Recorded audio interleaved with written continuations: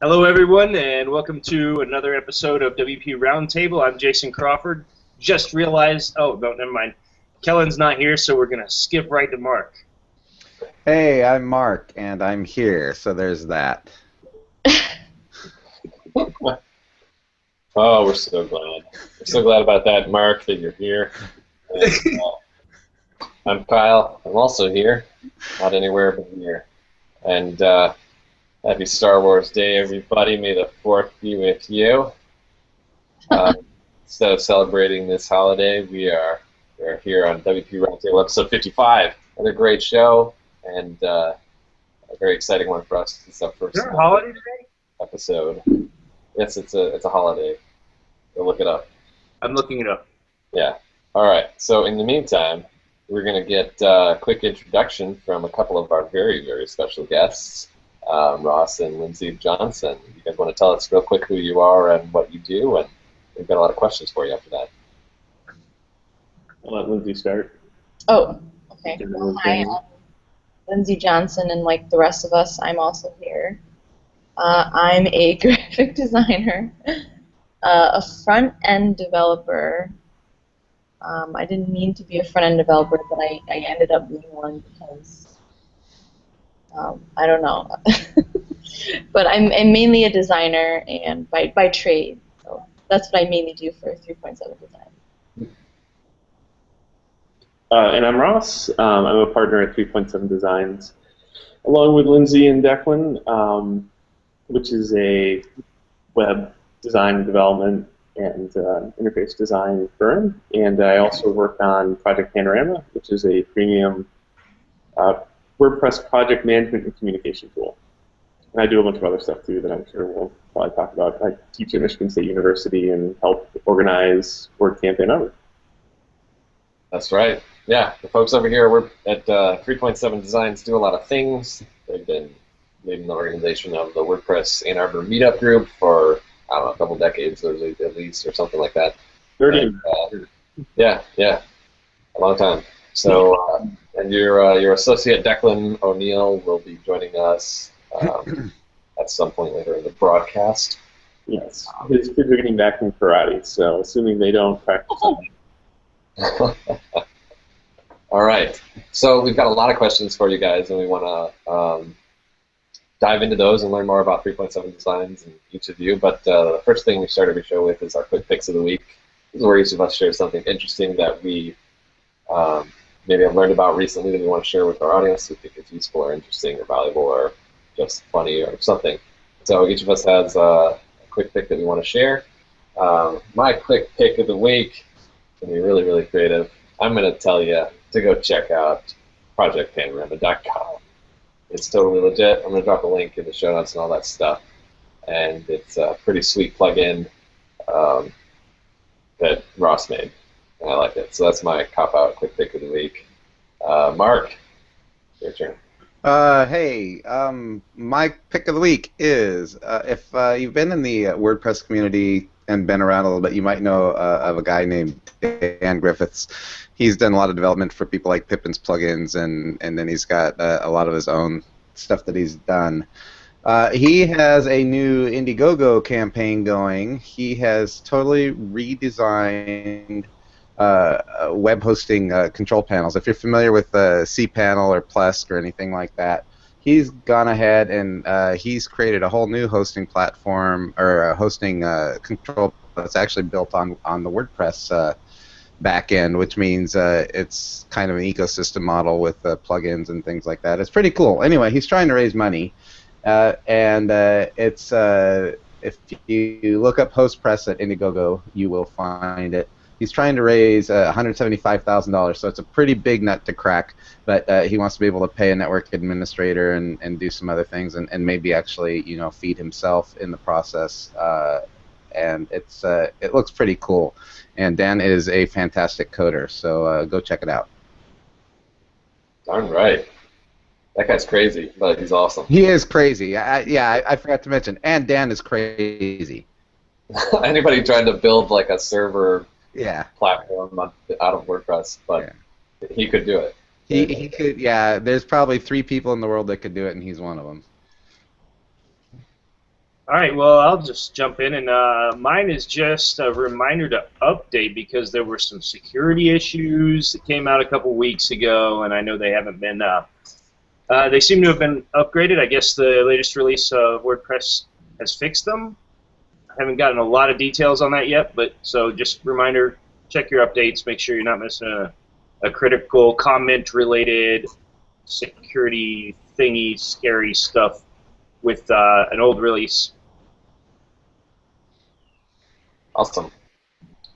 Mine is a plugin called Sprout Apps, and it's actually an invoicing plugin, which is really cool. And I've got a lot of people who use Panorama who are looking for, like, they want something that does everything for kind of like their whole business and back office. And Panorama doesn't do everything, and I came across Sprout Apps, and it's really cool. Handles payments and stuff like that as well. So really well done. I talked to the author of the plugin a few times and recommend it if you need that sort of thing. Nice. Lindsay, do you have something? I do not have anything. No, Ross spoke for the two of us. All right. Lindsay has an article about meta tags in Front Page 2000. So. Oh, that's great. That's really valuable.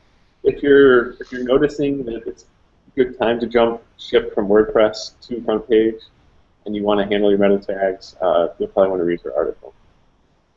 All right, I'm posting that on the show notes right now. All right.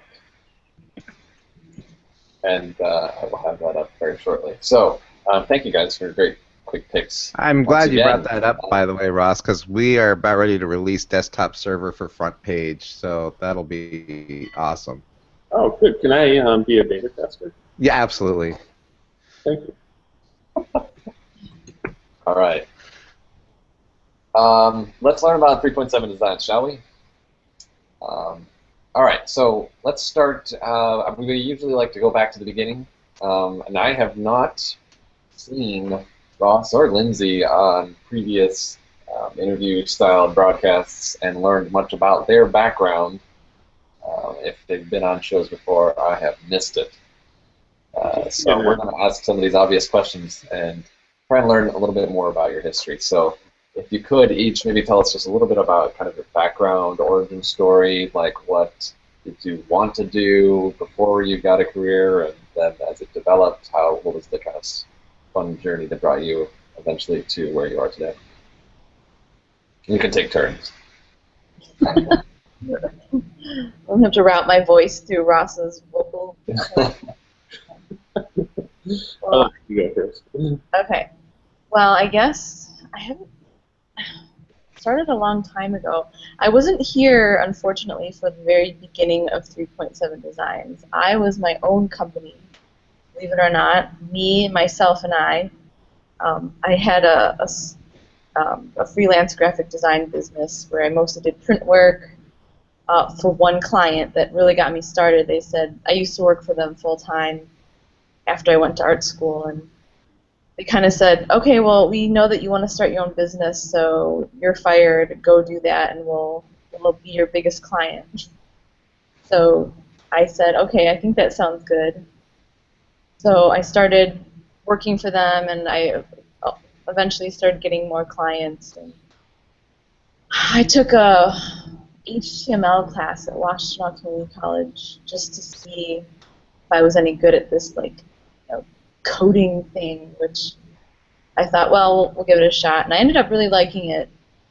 And so I did front-end development, and I just did static builds. Oh yeah, and then somewhere down the line I met this guy named Ross Johnson, and he had another company in town. And it's actually a funny story. I was doing subcontracting work for a different web design company. And they had asked me to read some of his blog posts because he did a lot of SEO 7, 8 years ago, or maybe 6 years ago.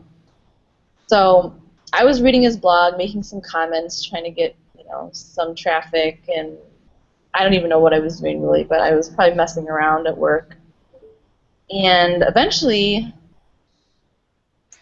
I arranged a meeting with him. So he was checking out my CSS. So that was the beginning of our relationship, kind of. And the rest is history. Then I eventually worked as an employee, and I think we got married after that, and now we're married and we're having a kid together. So checking out your CSS is not a metaphor for anything. yes, no, it was literally just checking out my my style sheets. I think I commented on a Facebook post. Yeah. Yeah. That's going to be my next blog post between the style sheets.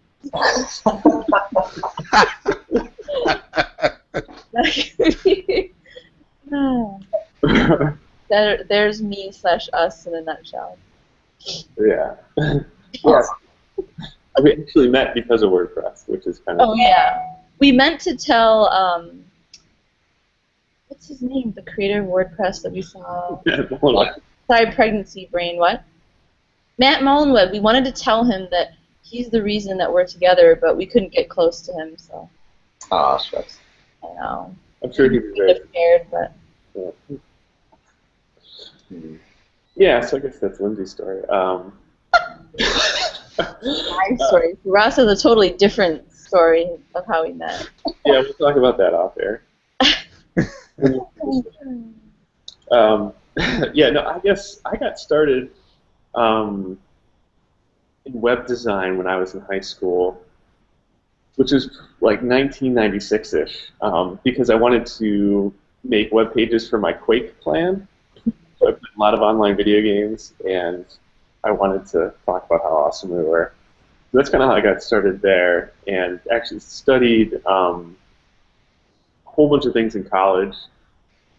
Computer science at first, and then graphic design, and then computer information systems, and then network information technology administration, which is just like a different version of computer information systems. And all the while I was doing like freelance IT work for small companies. At that time, if you did IT, then you also did the website, which I was happy to do. I had interest in fine arts for a long time. And by the time I was ready to graduate, I didn't really want a real job, and I liked building these website things. So ended up getting a degree in social science because it was my quickest way out, and decided to start the company, which is just my name before. So a friend and I came with this idea of 3.7 Designs because he was going to graphic design school too. At some point, he decided he'd rather be a photographer, and went back to school and kind of left me doing the thing, and here we are. 10 years later, I think? Yeah, 10 years. 9 or 10 years. Wow. Awesome. So that's a good backstory. Sounds like you guys have done a lot of different things, and both were kind of serving clients in different capacities prior to your current business. So how did kind of like the actual 3.7 Designs originally kind of come to be, and what was going on, and what were you thinking when you determined how it was structured, and what you wanted the offering to be, and what you ultimately wanted this company to become, and just kind of take us back to the beginnings of 3.7. Sure. So yeah, I guess initially it was kind of like motivated by two things. One, I wanted money because I was really poor at the time, and I had an expensive hobby. I had gotten a fairly affordable but fun Japanese kind of sports car, and I was into the whole kind of modding scene, and was going through college, and I couldn't afford to keep up with my friends who made more money than I did. And so on one hand, I was getting paid by my IT clients to make websites, and I figured I could make more money if I tried to get other people to pay me to make websites. And then I was doing a lot of research about web design at the time, and I come across web standards and accessibility and the importance of usability. And I was seeing all these firms who were essentially old traditional graphic design firms trying to make online versions of brochures, and realizing that was probably fine in the 90s, but this is the early 2000s, and that's not going to cut it anymore. So I felt like I could provide a better full package kind of thinking about the big picture and not just thinking like, does it look pretty? That's not important. I think that's what kind of drove it for a long time was kind of trying to produce more holistically sound websites and not just we design a brochure for you, so we're going to make a version, a digital version. It's essentially 10 pages of a static JPEG sort of thing. And I think that was the vision of the company for a long time, was to, and even till now, is to kind of think about the big picture and think about everything, not just what it looks like or not just how it functions, but not just how it works, but does it actually provide utility to the user of the site and the companies who are commissioning it, and thinking about all those things and trying to produce the most sound and effective website. So, awesome. So who came up with the name of 3.7 Designs, and what does it represent? What does the 3.7 mean? First, I want everybody to guess what they think it means. First version of WordPress you used. No. I just had to throw something out there. So yeah, no, that's a good guess. We wanted to throw a party when 3.7 was released, but we waited too long, and then like the next version was out too soon, and so we missed our boat. But good guess. Kyle, any ideas? That would be. Yes, I could probably think of something. I'm guessing the number of pigs on the roof. Oh. How much of a pig is 0.7? I was wondering the same thing. Like, how much are we missing? I don't know. It's got to be like the head and maybe a quarter of a shoulder or something. Really? I feel like the head would be more than 0.3. That's at least like 1. A quarter of a shoulder or something like that. I don't know. Okay. We'll have to dig into that. I'm sorry, I didn't mean to cut you off there, Kyle. I'm sure you had a better answer. I was going to say GPA, or maybe the miles per gallon on your sports car. That's a good one. I've never heard that one before. Yeah, I get GPA a lot, which is funny because I always think that if it were GPA, I would just lie and say 4.0. Yeah. 4.0. Or maybe that would be too presumptuous, but no, I guess the true story is the original story, and I don't tell many people this, is that it had no meaning at first. My friend and I, the photographer, we're just trying to brainstorm ideas, and I was probably 23 or 24 at the time, and we were getting drunk, and 3.7 sounded funny or cool, so we stuck with it. And then afterwards, we came up with a meaning for it, so which I'll tell you. It turns out that if you follow chaos theory, there's a theory called the butterfly effect, in which some very small initial occurrence can cause an exponential reaction, resulting in something much, much bigger. And the classic examples, like a butterfly flapping its wings, can change weather patterns on the other side of the world, causing a tsunami or something like that. And there's a formula that plots this in social situations. And the butterfly effect occurs when it really reaches, the multiplier reaches 3.7. So the idea is that you can do something small, like a really well-designed website or an internet marketing campaign, and it can create large results. I like it. It's pretty good. Thank you. That's the reason why he kept the name. He could have changed it.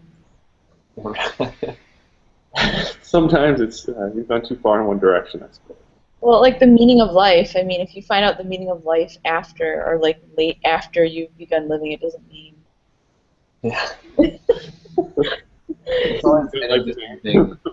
Talking about names is kind of an interesting thing because like there's a lot of us out there, entrepreneurs of different sorts who have like a classic like first iteration of their entrepreneurial efforts with like some kind of an embarrassing or goofy name or a goofy story behind it that is now defunct or something like that. And I have those kind of startups in my past as well. But was 3.7 really your first venture other than just the freelancing for both of you? I had done a handful of failed businesses before 3.7. I mean, I guess like the IT freelancing worked out until I decided I hated doing it. But like seriously, it was like the worst. Like people only called me when things were broken and they were really mad. So it was like the most unpleasant job I've ever had. That now sometimes. Yeah, but less so. Yeah. I think that happens no matter what career you're in. Yeah. But before that, I was building custom computers. Like I figured out that you get a sales tax license for no money, and then certain companies, distributors, would sell you stuff for wholesale prices or closer to it, depending on how much you ordered monthly or yearly. And I figured like, oh, I like technology and building computers, so I'll start building computers for my friends. Which I ultimately realized was like a lot of work, and I'd make like $50. Like that's how much market I could work with. So, it was a cool. You got such a great deal on the parts. That's true. Yeah. So did everybody else. That's the problem. Like anybody could get the same license. So, yeah, so that didn't work out so well. And you'd think that I would have learned from that, but then I later, I said that I was interested in like racing and modifying cars. I tried to do the same thing with car parts. Turns out it's the same deal, except worse. Like I couldn't get car parts for any cheaper than anybody else, and that didn't work out so well. And there's probably one I'm forgetting. But ultimately that led to 3.7. I've had like at least 2 or 3 failed businesses after 3.7, but luckily this has been stable enough where I can try those things. Well, that's great. Yeah. All right. Well, here's to the continued success of 3.7 and all of your other future ventures. All right. So let's talk a little bit about 3.7 now, today. Let's bring us up to the future. What does the business look like right now? It's a team of the 3 of you, and we'll meet Declan shortly, I hope. And tell us a little bit about the clients you serve and the services that you offer, and how does that look? Sure. Yeah. So there's the 3 of us and Lindsay's sister actually, who was a registered nurse and decided to do a career change, and she's kind of moving into the technology space. She's been helping us kind of more on like the content integration and managing website side of things as of late. Well, she kind of learns different things, kind of more on the development side. And then we've actually been trying to hire a developer unsuccessfully for 3 or 4 months, I'd say. Yeah. It's all right. I don't know what we're doing wrong, but we're doing something wrong. Well, you don't want remote. Maybe that's it. We've even tried remote recently. Really? Yeah, that hasn't been working. But, so yeah, that's kind of like what our team looks like, and we've worked with a wide range of clients. When I started the company, the IT clients I was working for were mostly in commercial real estate. So I did a lot of work in commercial and even residential real estate, which was great in 2006, and then horrible in 2007, and horrible in 2008 as the market crashed. And so from there, we kind of really diversified. These days, we work with anybody from specialized international companies like ABL North America, which they produce engine dynamometers for the various different car companies and Caterpillar and stuff like that. Dunham Sports, to local startups if they have some funding. So I'd say we don't particularly cater to any specific niche other than typically WordPress-focused sites, although we do some more interface design stuff where we'll do prototyping and design the interfaces and the interactions and then hand them over to the developer who's going to put them into something else. Okay. So when you're dealing with like all these companies, it sounds like you deal with everything from fairly small to really large. What does your process look like from going to first contact with a client to landing them and realizing that you guys are the right fit for each other and getting the project done? That's a really good question. One that Declan usually handles these things. So for Well, I'm glad I asked you then. yeah, so Declan does a lot of the sales and account management and stuff like that. I know a good enough about the sort of things he does, but he does it so well that usually to me it just feels like magic. Like people contact us and then someone say we want to hire you, and I don't have to worry about that stuff. But I will say that we do a lot of making sure it's a good fit. Like I think every agency gets to a point where they can say no confidently to a lot of the leads that come in, and I think that's a really big milestone because until you get to that point where you have to really worry about like, there's not enough money coming in, you have to take everything. Your day-to-day is really not fun. So we do look at things like, is our personality the same? Do they value the same things as us? Obviously, do they have a realistic budget? Do they have realistic expectations? Do they have a realistic timeline, stuff like that? And I think to some extent there's some self-selection. You know, a lot of our leads either come from referrals or people who find us online. And between either looking at our work and reading kind of our methodology and stuff like that, the right people typically seem to reach out to us, and the wrong people are so wrong that it's really easy to say, like, no thanks, you're probably best working with somebody else. Right.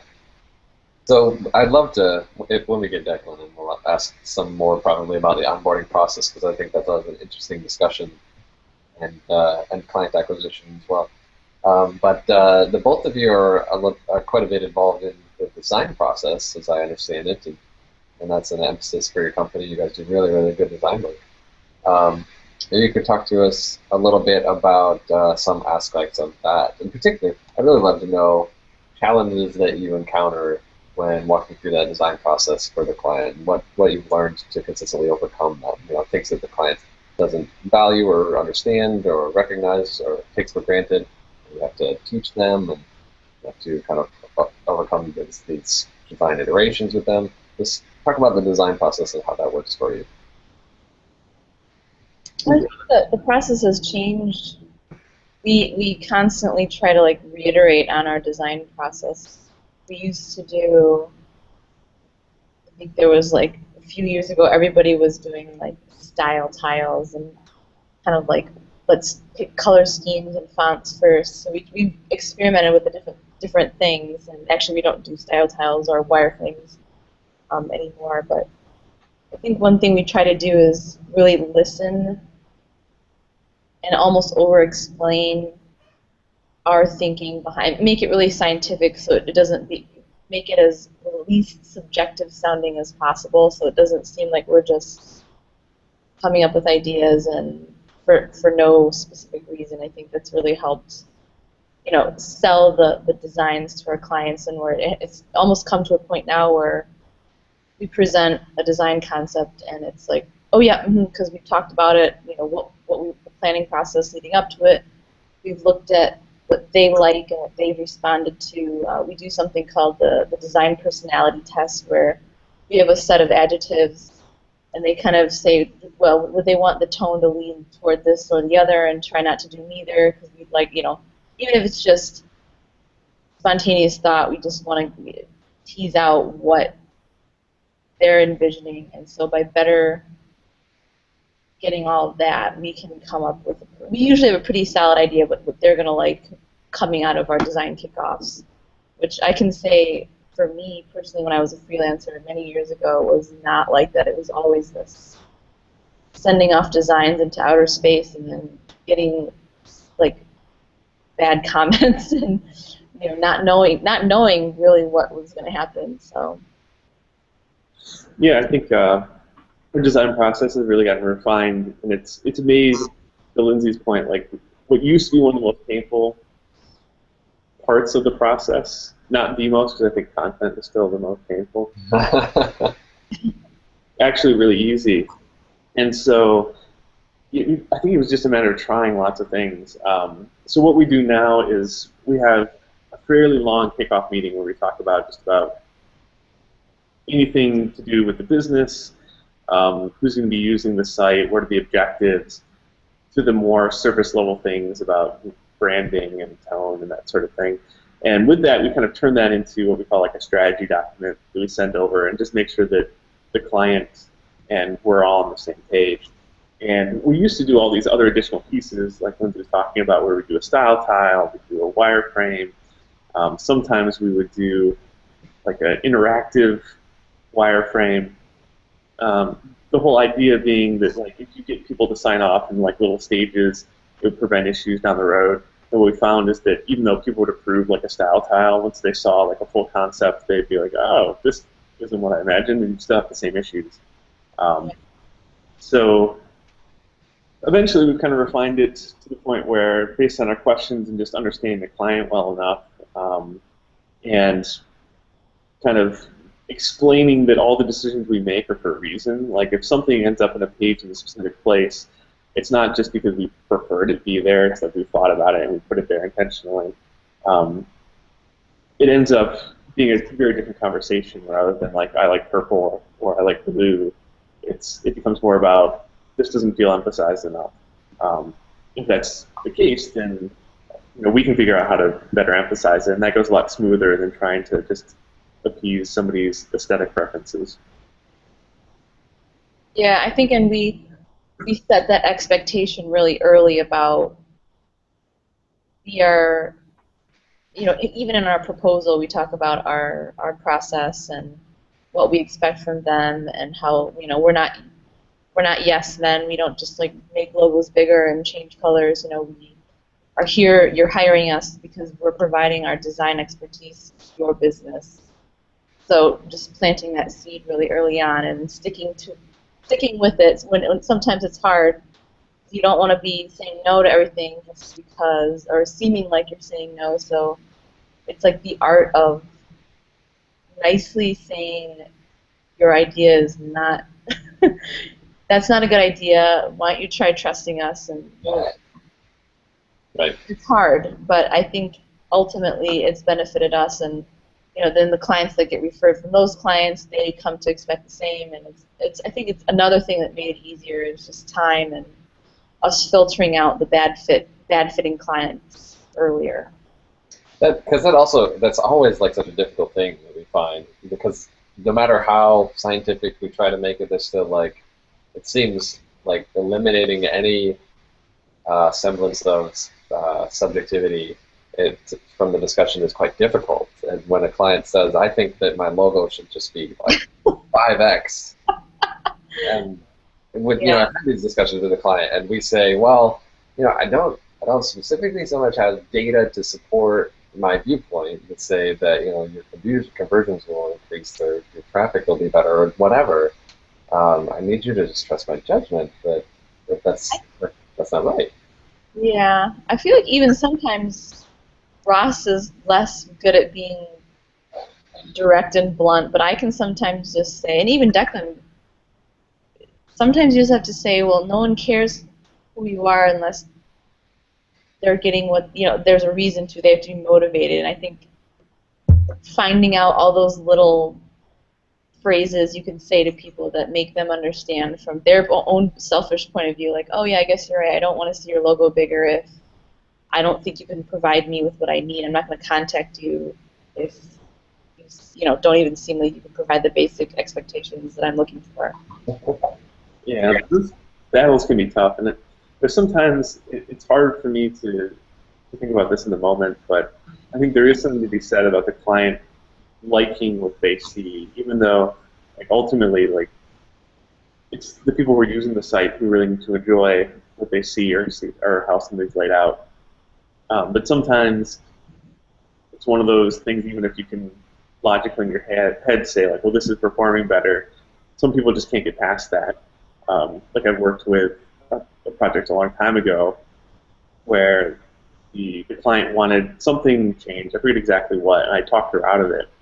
And a year later, I went back and looked at the site just on a whim, and they had hired somebody else to make it exactly like she had said in the first place. Oh. Yeah. So I imagine, it just bugged her to the point where she just had to have it that way, Yeah. Well, and then sometimes it's nice when clients have it in their budget to do user testing, and where we interview key stakeholders, and then we can we can start off the project like, this is what we need to ask your user base and your target demographic. And then we ask them, and then we're sort of like, see, we told you that this is what they don't like sliders big, in their on the home page. So that can be helpful if the the client has the time and the money and resources to do that. But right. Yeah, it's hard to argue with your users who are telling you directly. Yeah, take it off everybody's plate. Like, oh, it's not us saying that we think, and it's you guys. Right.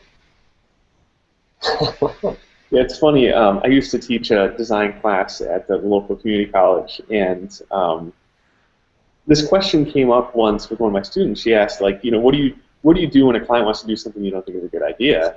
And I kind of like tried to explain all these things, and she's like, oh, well, I just tell them that you told me that this is a bad idea. And apparently that worked for her, which is really frustrating because it doesn't work for me. Like, she can say, oh, my teacher said this, and they're like, oh, okay, that makes sense. But if I said it, like, it wouldn't work. So maybe it's just like the credibility of a third party. Nice. So we want to hear about your best and worst experiences. I suppose that since you guys have been together as a team, but best and worst clients. You don't have to give names, but just some of the stuff, the crazy stuff that goes on in the world. Okay, so we will name our best client, or the best experience with a client. We did a very small project for sandals, and they flew us out for a free vacation, all-inclusive. And I had to work in the Bahamas, and I had to work 1 day, and that was it. So that was awesome. Yeah, and we were consultants, so we... Yeah, I made a PowerPoint deck, and that was about it. I laid by the pool, and I think I had just endless free food and drinks. I didn't work, actually. That's probably the best client story I've heard yet. Yeah, that one's hard to beat. Unfortunately, they haven't hired us since. That was a few years ago. I'm okay with the one time. Worst client. I never like the clients that Ross has to wake up in the middle of the night with like some text alert that like a site has gone down, and then he gets up like all angry and goes into the office, and then comes back later like exasperated, like irritated. But luckily, that's only happened like for a couple clients, but I feel like that's when it comes down to like, is this worth it? Yeah. We're not doctors on call for like brain surgery. We're web developers. Exactly. Exactly. I feel that same way on vacations. Like this, yeah. questioning it. Like, is this really? It's so important that I can't take a trip. Right. Yeah. What is perceived as urgent and what's actually urgent is rarely the same thing.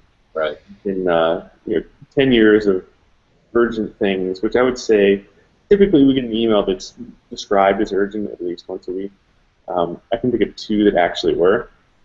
And one was a retail site going down on Black Friday, pretty major. Another was a nonprofit site where their SSL certificate they forgot to renew on a high donation day. So those are pretty urgent. But there's a lot of times you run into stuff where people say, oh, it's urgent. I can't figure out how to upload a new ad. And it's not really urgent. Yeah. But yeah, some other like client horror stories. My very first client as 3.7 designs was pretty bad. It's like I made every like classic mistake in the book. And this is the first client that they were going to pay us enough where we actually went out and registered the LLC. So it seemed legitimate enough money was changing hands where we should be official. And they had us out to their office and they bought us food and they talked about like how they wanted to, we want to pay you all the time and like just let us know how many hours you're billing. Hourly is fine. Or do all these things. They seem really easygoing. And we did a whole bunch of work and I didn't bill them because I was so convinced that they were honest and they were going to pay us on time, despite my dad telling me that like I should get a deposit and all these things. And when we finally did the first chunk of work and I sent it over, and there was like crickets, and tried to contact them 3 or 4 more times and never heard back. And then finally, the owner contacted me, and he had given us a zip drive. This was like 2006, where people still use zip drives. with a backup of his website. It was the only backup that he had, and he invested a lot of money with a different firm before this. And his hosting company, 1&1, had crashed and had 0 backups. And so he needed me right away to come and drop off the zip drive. And I asked him, like, well, we haven't been paid. And he said something along the lines of, oh, well, I hadn't seen what you've done. I can't pay you until I've seen what you've done. And I was like, oh, that makes sense. So I drove over, gave him the zip drive, and then never heard from him again. So, yeah, that one was pretty bad. And then I guess more recent stuff. Certainly we have challenges with clients, because I think everybody does. It's a tough business to be in, and just managing clients is difficult, because I think the relationship is difficult, and the knowledge gap is difficult, and the perceived knowledge gap is difficult. And we've had troubles, but I think a lot of times we kind of look back and see how we could have prevented them. So it's hard to say, like, well, it's their fault, they're just jerks. Because even though they may have overreacted in some places, like, we know how we could have handled it differently. And a lot of times I think it comes down to setting expectations and, like, not being afraid to, like, just explain how things are, and being transparent, saying, no, we can't do this because, rather than trying to do it quickly and then it turning into an issue later down the line.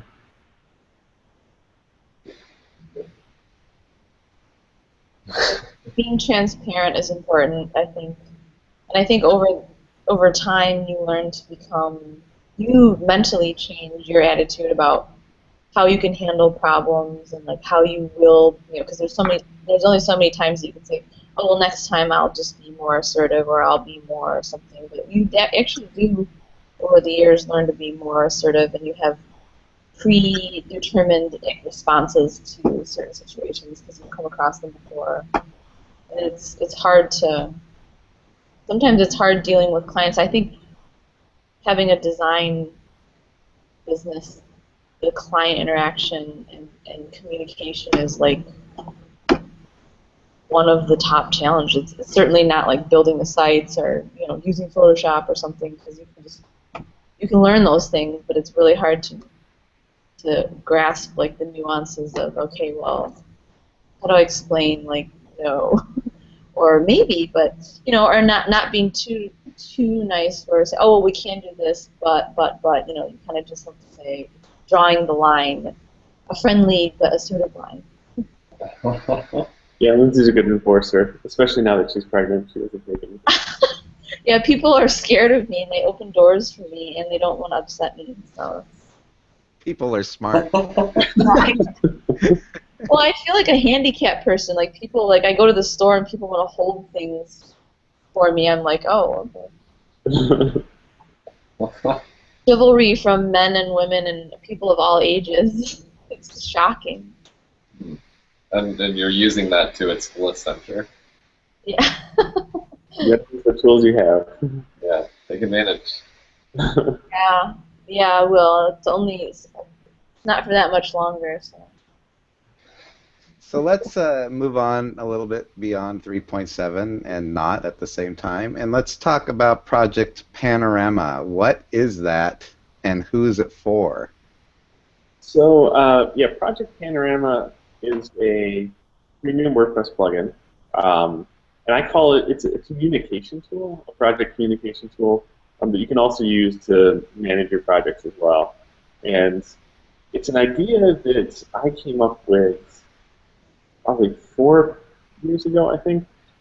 Before Lindsay and I got married and were officially a joint company, we kind of like did work for each other. And one of Lindsay's clients, we were talking to them about a project they were going to do, and he made some reference to, keep us updated. You can just show me a thermometer that shows what percentage complete you are, kind of like the old donation thermometers when you have a goal and it would fill up to the top. And I thought, like, oh, I could do that in CSS. So I started sending clients, like, their own web pages with this CSS progress bar to show them where they were on their project. Because at the time I was like a solo company, and I spent so much time talking to people versus actually building and designing stuff, which when you're a designer and a programmer or a developer, for me that was really frustrating. It's like I love to build and design things, and I accept the fact that I'm talking to people about what I've been designing and building is like a necessary evil.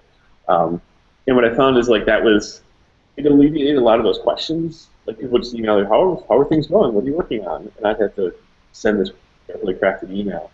And so I was doing the HTML emails for a while, and eventually I released a plugin because I figured that would be easier. I called it Project Status. And I kind of just let it sit for like 3 or 4 years, and then checked back and realized that it had a fair amount of downloads, 12 or 15,000 or something like that. And people liked it, and they'd even post things like, when are you going to update?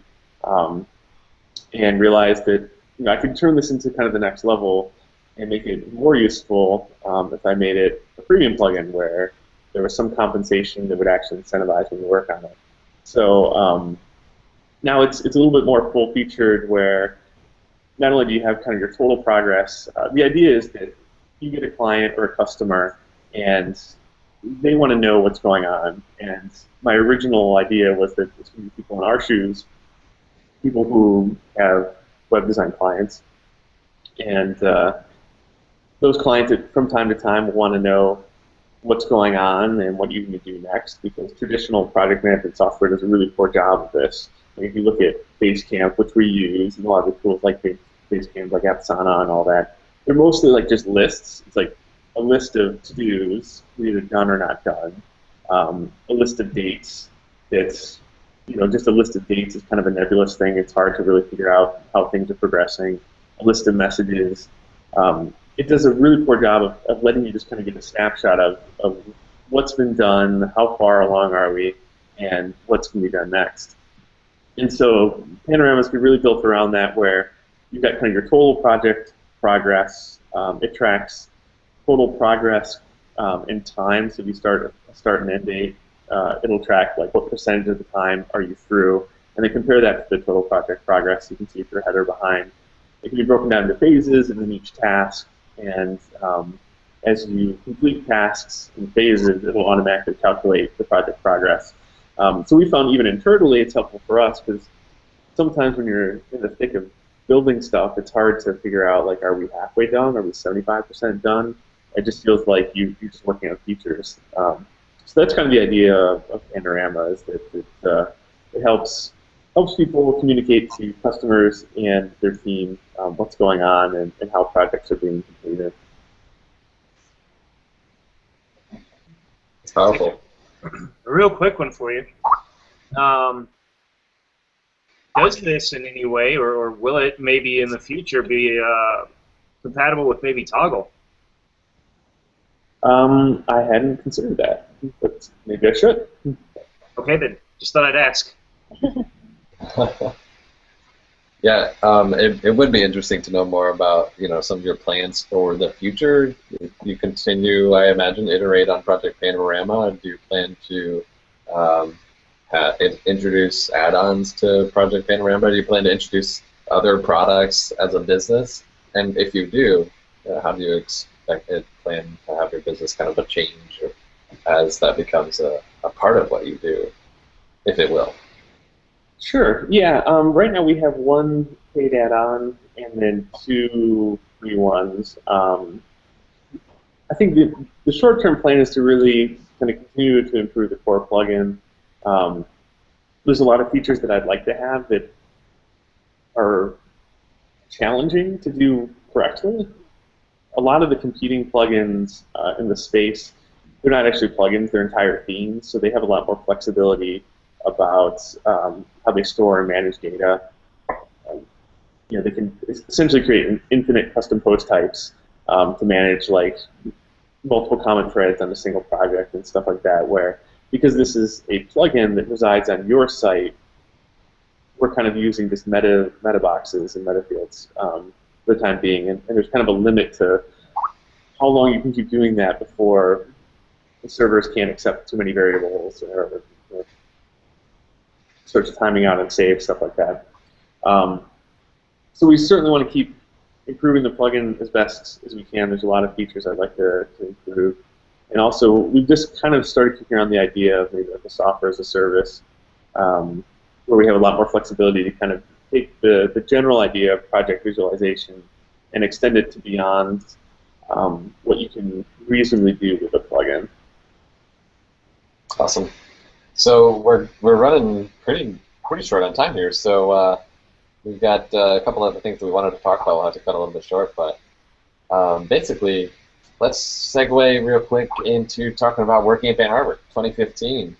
Give us the spiel on what's in the works for another great WordCamp here in this beautiful city, and anything special that people should be aware of. What can they do now, and where do they go to do it? Well, I think one of the most enticing things is a chance to meet Kyle Maurer. Other than that, I don't know. No, so this is our second WordCamp Ann Arbor. The first one sold out twice, so there's a lot of demand in the area. Ann Arbor is a beautiful city in the fall, and I think last year WordCamp Ann Arbor went really well. But we still learned a lot of things that we could do even better this year, so we're hoping to do all of that. We've got a great team,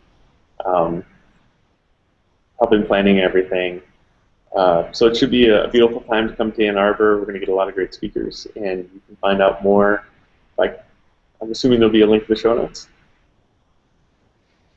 Heck yeah! All right, link to the show notes. Yeah, and we got to get everybody to put in their speaker applications. Accepting sponsors now. Tickets are for sale now already. Which is crazy. They went like hotcakes last year. Yeah. So. Hopefully, I'll be able to unload the rest of the clear mugs that we were giving away. There's like 1 billion of them in our garage. Oh gosh. So if you see mugs and you're worried about there being enough, just take like 5 more than you would normally. Or shirts, because our house is filled with WordCamp shirts from all over the Midwest. Oh, that's great, actually, because my wife has tentatively agreed to make me a WordCamp quilt if I can get up enough shirts. I need a few more. Okay. And it's funny because I got 2 drawers full of WordPress swag, so I need more. I wear all of that stuff. Ross and I get the same ones, so we have not only one, but we have like 2 of every single WordCamp. So like half of our laundry is like that blue color, and there's. Yeah. It's fine though. It's funny. My wife has actually told me that if I go to WordCamp and get any more T-shirts, I have to get rid of that number of T-shirts from my closet when I get home. Oh. That's good. That's not a bad rule. I mean, you can recycle them. Yeah. One in, one out. I get it. But you've got a lot of kids who need shirts now. Well, yeah, and I've been trying to pull that one, but this last trip she said I can't do that anymore either. So the jig is up on that one too. I don't know about that rule. I don't know if I agree with that. Well, you come live at my house then, Kyle. I feel like there's a business You tell my wife you don't agree with it. Let's see how that goes for you. Yeah. I feel like there's a business opportunity here. It's like if we all have excess WordCamp shirts, that means everybody else does too. If we just find something to do with them, send your extra WordCamp stuff to one place. We'll turn them into tires or something. Well, Andrea Rennick does make quilts out of them, which is Really? yeah. Yeah. Oh, cool. Or they can be recycled and turned into like yogurt containers, and we can sell. Well, and I think Mendel from GoDaddy says he just wants to go and like have a big collection for the homeless and just like go hand out WordCamp T-shirts to the homeless. Yeah. So. Clothing the homeless since 20,000. Right. Yeah. There are so many out there that even they'd be going, no, that's enough. Yeah. Like, no, thank you. Annoyed. Yeah, if I take this one, I have to get rid of one. Yeah. Awesome. So you guys you also have been organizing the Meetup Group in Ann Arbor for like a super long time and doing a great job. There's an awesome community there in Ann Arbor. Um, and we'd love to visit the Ann Arbor Meetup Group as often as possible. So you can talk a little bit about that, about the local WordPress community and what kind of things you guys do, and if you could, just talk about it for a second. Sure. Yes, I think we have a fairly common style to it where we meet once a month and we try and get industry experts to come in and talk about something. And despite our best efforts, that's usually Declan or I talking about something, which also sounds fairly common. But we've been doing it since, I forget, 2009 or 2008. And what's great is like the last couple of years, I feel like it's really been growing. We have one particular member, Marc Benzakein, who works at the university, and he decided that he liked meeting once a month, but that wasn't enough, so he started his own meetup that also once a month. It was kind of more of like a help workshop where you can just go and get free help from people who want to go and help. So that's really cool. It's cool to see it kind of growing beyond this initial idea that you had, and other people kind of taking their reins and doing their own things with it. So it's cool to see it kind of grow its own legs, so to speak. Yeah, it's really awesome, and I think the community there is really, really appreciating it. So anyway, we're about down to the last minute here and wrapping up, and it's been really, really awesome, and we covered a fraction of the questions we wanted to ask, which is typical, but it was still really, really awesome. So good information from you guys. So some of the last couple of questions we want to know. One, what's on your schedule? What's on your calendar? I know you guys got a big something taking place here in a month or two. I don't remember the due date. But is there any place that any of you could be bumped into in the real world this year? Well, certainly WordCamp Ann Arbor.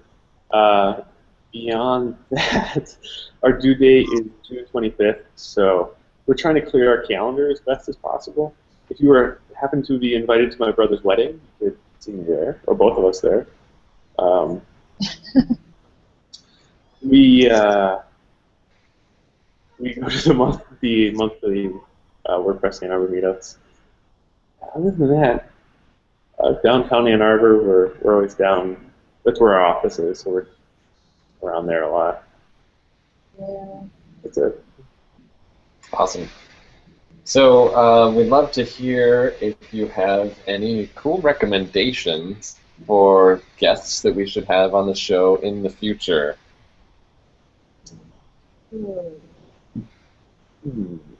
People you don't like, that you would want to subject to this.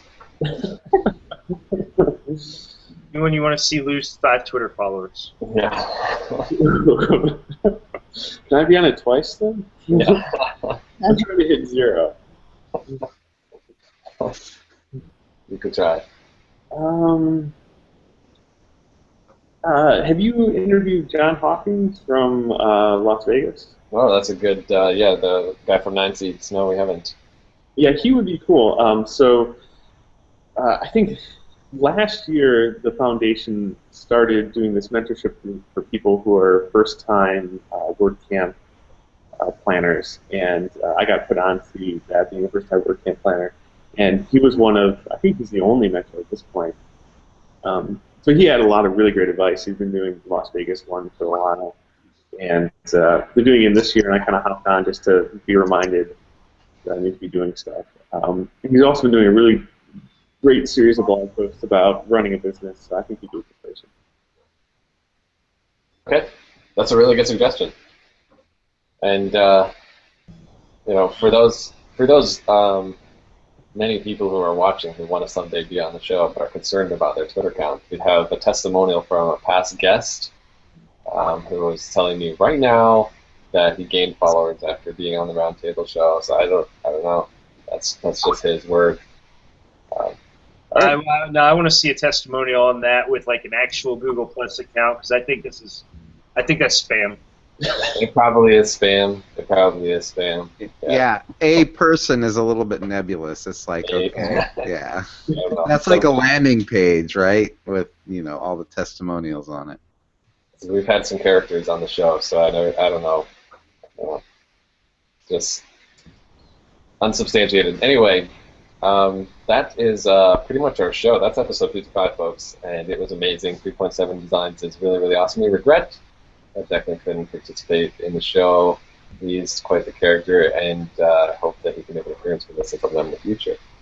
So I want to personally thank Ross and Lindsay for joining us. It's really, really awesome. You guys are great. Look forward to bumping into you real soon. And thank you for participating. Thanks for having us. Thanks, guys. Don't unfollow me on Twitter.